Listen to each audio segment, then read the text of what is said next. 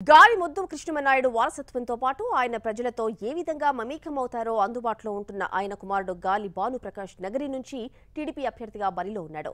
ప్రచారంలో ఎక్కడికి వెళ్లినా నగరి వాసులు నీరాజనాలు పలుకుతున్నారు. చంద్రన పాలన తండ్రి ఆశీస్సులతో తన విజయం ఖాయమంటున్న గాలి భానుప్రకాష్తో మా correspondent Damodar face to face. Puttur నియోజకవర్గం నుంచి గాలి వారసుడు గాలి భానుప్రకాష్ తెలుగుదేశం పార్టీ అభ్యర్థిగా బరిలో ఉన్నారు. ఇప్పటికే ఆయన నియోజకవర్గాన్ని ఒకసారి చుట్టి వచ్చిన పరిస్థితి కనిపిస్తుంది. మొత్తం మీద గాలి యొక్క వారసుడిగా రాజకీయ రంగ ప్రవేశం చేసిన గాలి భానుప్రకాష్ మనతో ఉన్నారు. ఆయన అడిగి తెలుసుకుందాం ఆయన విజయావకాశాలు ఎలా ఉన్నాయి, ఆయనకు ప్రజలకు ఎలాంటి హామీ ఇవ్వబోతున్నారు. సార్ చెప్పండి, ఎలా ఉంది మీకు నియోజకవర్గంలో మీ పార్టీ పరిస్థితి, మీ పరిస్థితి, మీరు ఎలాంటి ప్రజలకు ఎలాంటి మేలు చేయబోతున్నారు, ఈ ఈసారి మీరు ఎలాంటి హామీలతో ముందుకు పోతున్నారు? ఇవాళ తెలుగుదేశం పార్టీ పట్ల ప్రజలు బ్రహ్మరథం పడుతూ ఉన్నారు. ఏ విధంగా చూసినా కూడా సాంఘిక సంక్షేమ కార్యక్రమాలు విస్తృతంగా ప్రజల్లోకి వెళ్ళాయి. అది ఫిజికల్గా జరుగుతున్న కార్యక్రమాలు, ఊరికే నోటి మాటతోనో ఏదో చేస్తే అయ్యేది కాదు. ఈ 5 సంవత్సరాల లబ్ధిదారులు దరిదాపుల్లో మన కాన్స్టిట్యున్సీలో 1,00,000 మంది ఉన్నారు. ఒక రుణమాఫీ కానీ, అటు పసుపు కుంకుమ కానీ, ఇటు పింఛన్దారులు కానీ, మాకున్న 2 లక్షల ఓటర్స్లో 1,00,000 పైచీలకు లబ్ధిదారులే ఉన్నారు. ఇళ్ళు కానీ ఏ విధంగా చూసినా కూడా ప్రభుత్వం అన్ని సెక్టర్స్లో కూడా ఆపనాస్తం అందిస్తూ వాళ్ళని పైకి తీసుకొస్తూ ఉంది, అప్లిఫ్ట్మెంట్ చేస్తూ ఉంది. ఇంత డెవలప్మెంట్ చేశాం కాబట్టి ప్రజలు కూడా అంతే నీరాజనాలు ఇవాళ మా పట్ల పలుకుతూ ఉన్నారు. ఇవాళ మేము క్యాంపెయిన్కి పోతే మీరు ఎందుకు వచ్చారన్నా, మీరు రావాల్సిన పనే లేదు, మేము ఓటేస్తాం కదా, మీరు ఎందుకు భయపడతారని చెప్పే మాట పదే పదే వినొస్తూ ఉంది. అది ఇంతకుముందు ఎప్పుడు వినలే. అది ఒక శుభ సూచకం.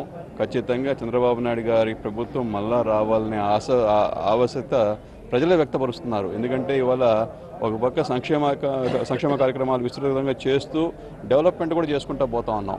ఇవాళ మీరు చూశారు, నగరి కాన్స్టిట్యున్సీలో మనం సంక్షేమ కార్యక్రమాలు చేస్తున్నాం, కానీ ప్రతి రోడ్డు కూడా బీటీ రోడ్ అయిపోయింది, సిమెంట్ రోడ్ అయిపోయింది.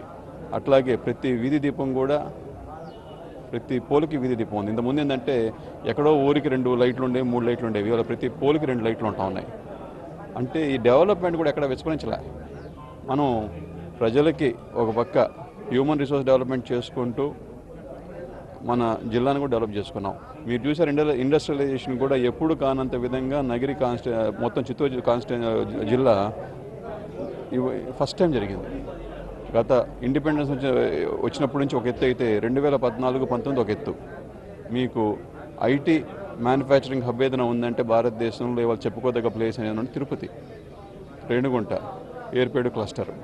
మీకు అంతేకాకుండా ఇవాళ మీకు హీరో మోటార్స్ కానీ, ఏషియన్ పెయింట్స్ కానీ, కజారియా టైల్స్ కానీ, ఇలాగా రకరకాల సంస్థలు మన చిత్తూరు జిల్లాకు వచ్చేసి ఉన్నాయి. ఇవన్నీ ఎందుకు వచ్చినాయంటే మన పాజిటివ్ యాటిట్యూడ్తో సీఎం గారు ఆహ్వానించి ఇక్కడ పెడితే మీకు బాగుంటుంది, ఇక్కడ మీకు హ్యూమన్ రిసోర్స్ ఎక్కువ ఉంది, యువత ఎక్కువ ఉన్నారు, మీకు ఏ విధంగా కావాలంటే ఆ విధంగా సహకరిస్తామని చెప్పి వాళ్ళకి కాన్ఫిడెన్స్ ఇచ్చి మన దగ్గర అంతా ఎస్టాబ్లిష్మెంట్ చేయించారు. ఇవాళ చిత్తూరు జిల్లా ఇండస్ట్రియలైజేషన్ అవుతుందన్న కారణం ముఖ్యంగా మనం చంద్రబాబు నాయుడికి అభినందన చెప్పాలా, ధన్యవాదాలు చెప్పాలా. నగరి వరకు తీసుకుంటే తాగునీటి సమస్య తీవ్రంగా ఉందని చెప్తున్నారు. దీనికి మీరు ఎలాంటి పరిష్కారం చూపబోతున్నారు? మాకు పూర్తిగా వర్షం మీద ఆధారపడి బతుకుతా ఉన్నాం. ఇన్ని రోజులు వర్షం పడితే నీళ్లు ఉంటాయి, వర్షం లేకపోతే నీటి ఎద్దడి చాలా విస్తారంగా ఉంటా ఉంది. దానికి మా ఫాదర్ ఉండగా ఏం చేశారంటే, తెలుగు గంగ మనకి చెన్నైకి పోతుంది కాళహస్తి వయ. అక్కడి నుంచి మనకి ఎక్సెస్ వాటర్ ఇంకా ఉంది, దాంట్లో ఇంకా కూడా మనం లిఫ్ట్ చేయాల్సిన వాటర్ ఉంది. తెలుగు గంగ నుంచి పైప్ లైన్ వేసి పుత్తూరుకి పర్మనెంట్గా సమ్మర్ స్టోరేజ్ నింపుకునేటట్టుగా ఒక ప్రణాళిక రూపొందించారు. దాన్ని ఏషియన్ డెవలప్మెంట్ ద్వారా ఫండ్స్ కూడా మంజూరు చేయించారు. అది కూడా టెండర్ అయిపోయింది. ఎలక్షన్ వల్ల స్టార్ట్ కాలే. నాకు తెలిసి మొత్తం స్కీమ్ కూడా ఒక 6 నెలలు 7 నెలల్లో కంప్లీట్ అవుతుంది. ఎందుకంటే పైప్ లైన్ వేసి మోటార్ పెట్టేది. అది కానీ అయిపోతే పర్మనెంట్ సొల్యూషన్ పుత్తూరుకి. మేము గౌరవ ముఖ్యమంత్రి గారిని ఆ పైప్ లైన్ని నగిరి దాకా ఎక్స్టెండ్ చేయమని కూడా రిక్వెస్ట్ చేయడం జరిగింది. ఆయన కూడా సానుకూలంగా స్పందించారు. ఎలక్షన్ అవ్వగానే అది కూడా టేకప్ చేస్తాం. అంటే ఇటు పుత్తూరు కానీ ఇటు నగిరి కానీ పర్మనెంట్గా డ్రింకింగ్ వాటర్ సొల్యూషన్ అనేది ముద్దుకృష్ణ నాయుడు గారు ఇచ్చిపోయారు. దీన్ని ఇంప్లిమెంట్ చేసుకోవాల్సిన బాధ్యత మా మీద, తప్పకుండా ఇంప్లిమెంట్ చేసుకుంటాం.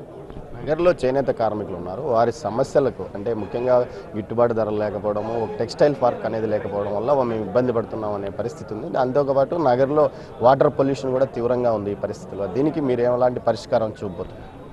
అంటే నగరిలో బేసిక్గా ప్రైమరీ ఇండస్ట్రీ ఏంటంటే అది టెక్స్టైల్ ఇండస్ట్రీ. ఎక్కువ శాతం మంది జీవనాధారం మొత్తం కూడా అదే ఇండస్ట్రీకి సంబంధించి ఉన్నారు. వాళ్ళకి టెక్స్టైల్ పార్కు కట్టాల్సిన ఆవశ్యకత ఉంది. ఎందుకంటే ఇంతకుముందు అంటే కూడా ఇప్పుడు చైనా బంగ్లాదేశ్తో కంపీట్ చేయాల్సిన పరిస్థితి మంది.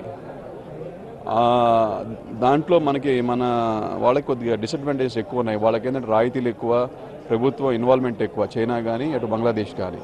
మనం కూడా ఒక టెక్స్టైల్ పార్క్ ఒకటి ఏర్పాటు చేసుకొని ఒక కామన్ ఈటీపీ ప్లాంట్ పెట్టుకొని, అలాగే వాళ్ళకి విద్యుత్ కూడా అంటే ఇప్పుడు 500 యూనిట్లు పవర్ లూమ్ వాళ్ళకి ఫ్రీగా ఇస్తూ, అంటే మన పక్కన తమిళనాడు చేస్తూ ఉన్నాం. అట్లాగా ప్రోత్సహిస్తే ఒక ఇండస్ట్రీ డెవలప్ అవుతుంది.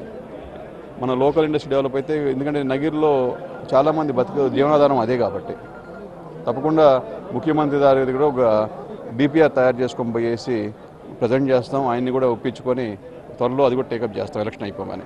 గాలి వారసుడిగా మీకు బహుత్తరమైన బాధ్యత ఉంది. రాష్ట్ర నాయకుడిగా అందరికీ తెలిసిన గాలి నియోజకవర్గంలో నిరంతరం ప్రజలతో సంబంధాలు కొనసాగించాడు, అటు రాష్ట్ర స్థాయిలో ఉన్నారు. మీరు ఆ బాధ్యతను ఏ విధంగా నెరవేర్చబోతున్నారు? ముఖ్యంగా ఆయన ఇమేజ్ను మీరు కాపాడుకుంటూ ఎలా ముందుకు పోతున్నారు? మా ఫాదరు అంటే లోటు తీర్చలేంది, అంటే నేను ఊరికి మీకు ఎక్స్ప్రెస్ చేయలేకపోతున్నా. లోటు తీర్చలేంది. అది మనిషి లేనప్పుడు తెలుస్తుంది మనిషి వాల్యూ ఏంటనేది.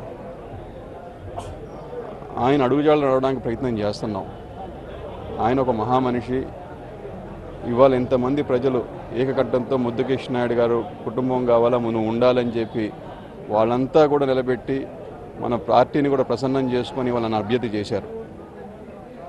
అదే ఆయన విడిచిపెట్టిన మంచితనం, ప్రజల్లో ఉన్న ఆదరణ, ఇవన్నీ కూడా ఇవాళ నన్ను క్యాండిడేట్ చేసినాయి. అంతే స్ఫూర్తితో ఇవాళ మనం ఎలక్షన్ పోతున్నా కూడా, నువ్వు ముద్దుకృష్ణ నాయుడు కొడుకు కదబ్బా, నీకు ఓటేస్తాం పో అనే దృక్పథం ఇవాళ బాగా కనపడతా ఉంది. అది జనరల్గా ఏంటంటే పొలిటికల్ లీడర్స్ 175 కాన్స్టిట్యూన్సీలు 175 ఎమ్మెల్యేలు ఎప్పుడూ ఉంటారు. కానీ ముద్దుకృష్ణ నాయుడు చాలా డిఫరెంట్. ఆయన మంచితనానికి మారిపోయారు. ఏ గంట ఫోన్ చేసినా కూడా ఆయన పలుకుతాడు, ఆయనకి శక్తి మించి సాయం చేస్తాడు అనేది ముద్దుకృష్ణ నాయుడు వర్ణించే మాటలు ఇవన్నీ కూడా. ఏ పార్టీ కూడా కానీ అటు వైకాపా వాళ్ళు కూడా ఏంటంటే ముద్దుకృష్ణ నాయుడు దగ్గర మేము బెనిఫిట్ పొందామని చెప్పేవాళ్ళు ఉంటారు. కానీ ముద్దుకృష్ణ నాయుడు మమ్మల్ని ఇబ్బంది పెట్టాడని వాళ్ళు చాలా తక్కువ మంది ఉంటారు, ఉండరు అసలుకి. తన తండ్రి వారసత్వాన్ని కొనసాగిస్తానని, ఆయన ఇమేజ్కి ఎలాంటి ఇబ్బంది రాకుండా నగరి ప్రజల యొక్క సంక్షేమమే తన లక్ష్యమని, అందుకోసం తాను చేయాల్సిందంతా చేస్తానంటున్నాడు నగరి నియోజకవర్గ టీడీపీ అభ్యర్థి గాలి భానుప్రకాష్. కెమెరా పర్సన్ పురుషోత్తం చెంచయ్యతో దామోదర్ నగర్ నుంచి.